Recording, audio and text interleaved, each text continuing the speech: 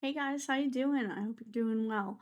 The purpose of this video is to walk you through a little bit of what is in Alex. How do you um, get to the things you need to get to? Because it's set up to teach you a bunch of stuff that we are not asking you to learn. So it is set up a little differently for you, and I want to make sure that you're not doing additional work that you don't really need to do. Now you're welcome to do it if you choose to. You're more than welcome to do it, but that is not a requirement. So I'm going to go ahead and share my screen and we'll start in D2L. So I am looking at D2L. I need to go into your shell and I'm not going to view this as a student at the moment because I still have some things hidden. I will go to content and I will go into course documents and you'll see that there's a folder down here called Alex. So click in Alex and you have to have done the acknowledgement activity before you'll be able to see this, okay? This will not show until you've done that. You'll click on this first thing. It says MH Campus/Connect. Click the open link. And this will take you to this page right here. And if you click Alex, it will get you signed up in Alex. Now, you need to do this through D2L to go into Alex, because if you don't, then you won't have the link between Alex and our D2L gradebooks. And that is problematic when I'm trying to look at some things. So I need to, yes, I'm in there. Why can I not find what I'm looking for? Student view. So I'm going to do this from the student view for this course. When you first come in, what you'll see is the following. They'll go through a tutorial. I'm going to skip the tutorial because I've already seen it, so I don't need to watch it. But there is a tools tutorial that you can do.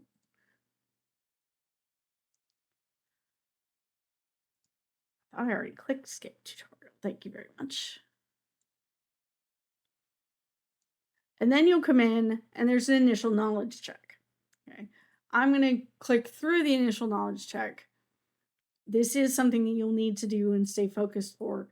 This is to guide you through stuff you may already know so you don't have to pay as much attention to it.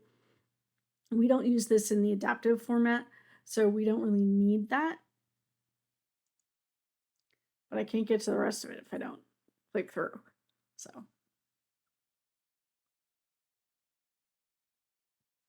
So when you're in here, if you click these three lines up here in the top left, what you'll see is that there's a Learn section,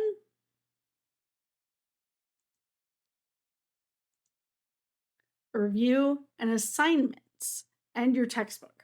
So if you want to open the textbook, this is how you access it. It's right here. Now, the other thing is that you'll see assignments. And if you go to the assignments, you'll get a list of the assignments that have been given to you. Now, there are a bunch of things that you're not going to be able to see in here. This bonus actually doesn't exist, but that's neither here nor there.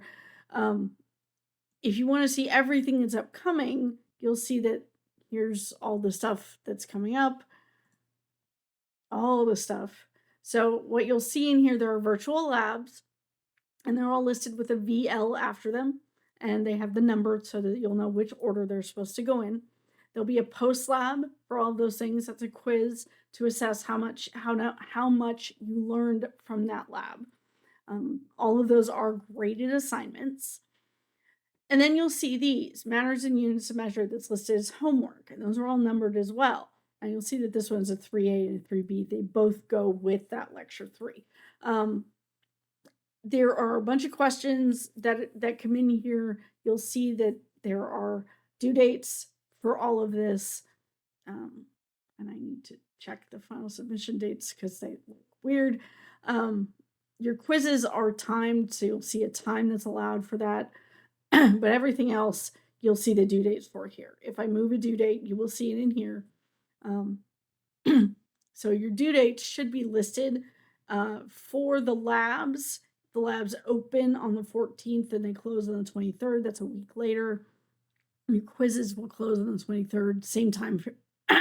Same time frame. This one opens a little bit later because I'm trying to get it in the right order, and that's the only way I can do it. So same time frame for those.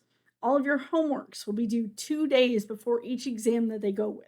So I am giving you lots of time to work on all of the homework. Now, there is a recommended due date in the syllabus, in the schedule, to show you when I think you should be working on it.